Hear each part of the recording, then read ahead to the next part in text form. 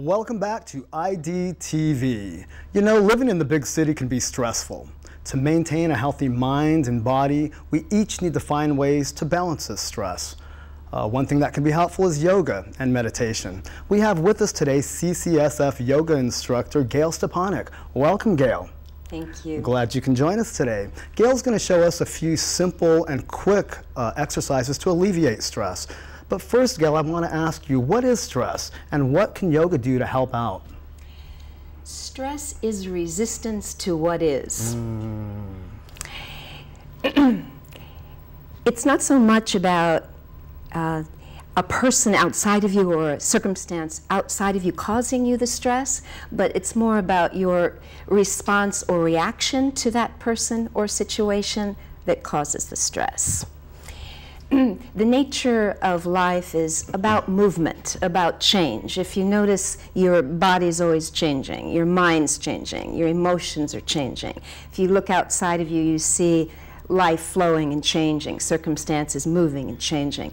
Whenever we resist change on any level, say for example, you lose a job, you have a change of residence, say you lose a loved one through death or loss of some sort, maybe a breakup of a relationship or even your own physical aging process. Say if you resist that on any level, you create more mental and physical tension and stress. When we practice an acceptance of what is, when we learn to say yes to what is, we begin to relax, we feel more peace of heart. So would you say stress or de-stressing has to do with awareness? I know some people walk around with clenched fists or clenched jaws, or they sleep a certain way, and they're not even aware of that.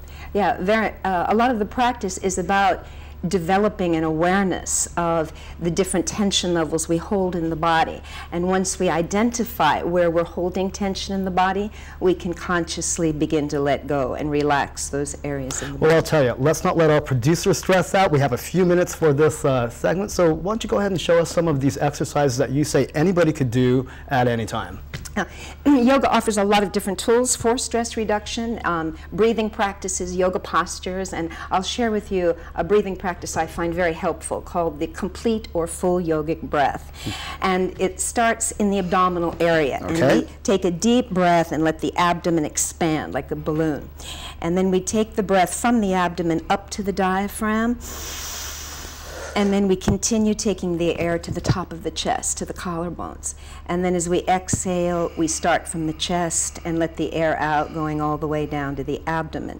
When we do this, we breathe through the nose and the mouth is closed throughout. Okay. So it helps to add some counts to it. So let's do it together. Okay. As we breathe in, I'll count 4 counts. 1, 2, 3, 4, and then exhale 1, 2, 3, 4. And if we practice this for a few minutes a day, it can bring calmness of mind, it can soothe our nervous systems, and also bring about a release of physical tension in the body. Now I'd like to share with you a few yoga poses. So we'll do a cat-cow pose first. So we'll come onto all fours and place the hands right under the shoulders, about shoulder width apart, the knees slightly apart. Okay. And the toes are extended. And we begin with a gentle arch of the back, so the abdomen drops down, the low back arches, the chest lifts, and we look up toward the sky.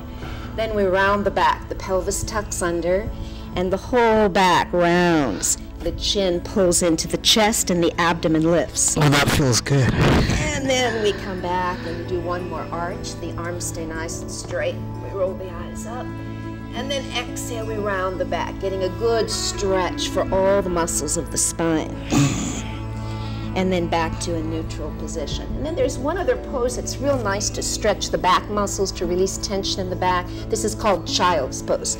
We separate the knees slightly apart and settle the hips back toward the heels with the arms forward. Relax the head down toward the floor. This is called a child's pose? The child's pose. You can also do it with the arms behind your legs. That's an alternative arm position. This one usually gives a little more stretch for the arms and shoulders, and this tends to be very relaxing with the arms behind. And you can put the forehead and tip of the nose on the ground. And if you have any stress in the knees in that position, you can put a blanket or a pillow behind the knees, and that can make it a little bit more comfortable. I was having a little stress in my knees. I was wondering if Dr. Bones was still in the house. And if your head doesn't quite reach the ground, you can put a pillow, or take your block, your yoga block, and you can put it under your forehead and just rest the head there with the arms forward.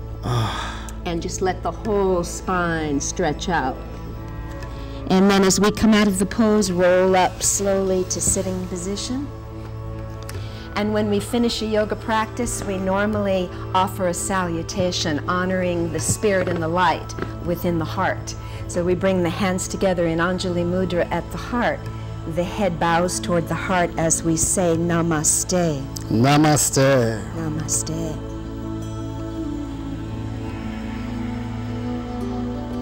Well, that's even a relaxing way to finish off a little yoga session there.